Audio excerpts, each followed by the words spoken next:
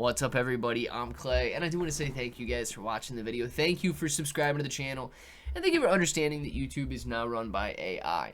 Well, it is allowing general discussions about crypto, NFTs, and other digital assets. That's all that this video is. It's not a promise, promotion, suggestion, recommendation, or guarantee. It is just you and I going over the latest news. Now, the latest news says on May 18th, a significant crypto crash occurred, led by Bitcoin's drop to $76,500, its lowest in 3 weeks. Bitcoin's crash fell 7.3%, and I have a hard time using the word crash when an asset falls 7%, especially something as volatile as cryptocurrency is, but nonetheless, that's what they're talking about here.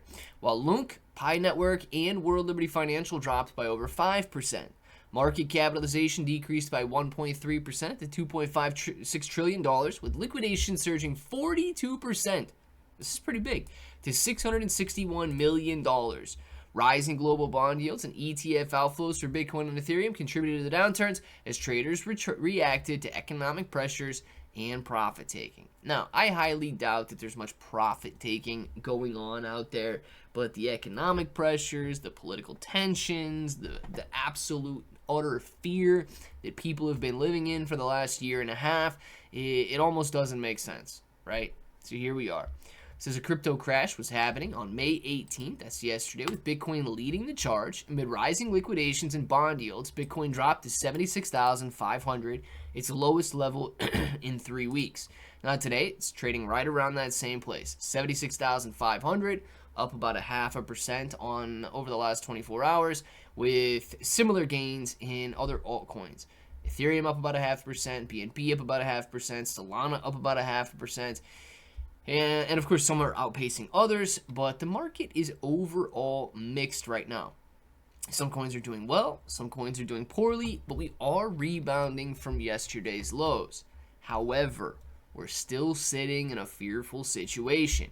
Level of 38 fear, altcoin season at 32, and the average RSI is at 40, indicating still oversold territory. That's not the 38 that we were at yesterday, but 40 is still oversold territory. It goes on to say that most altcoins were in the red, with Bitcoin Cash falling 7%, Terra Luna Classic, Pi Network, and World Liberty Financial plunging 5%, and market cap of all coins dropped by 1.36%. Now, the overall move is not necessarily directly related to cryptocurrency or Terra Luna Classic specifically. It all has to do with sentiment.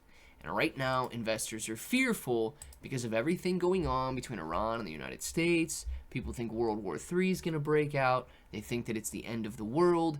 And this is what we've been feeling for the last year and a half.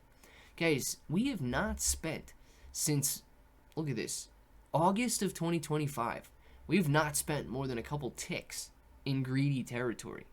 It has been cautious and it has been fearful since the end of 2024. That's a straight year and a half of utter fear, of retail too afraid to buy. And of course, that's led meme coins and speculative altcoins like Terra Luna Classic lower in price.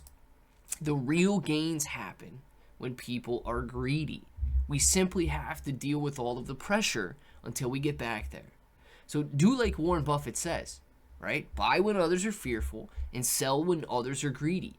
What that is, I mean, that's just a synonym for buy low and sell high.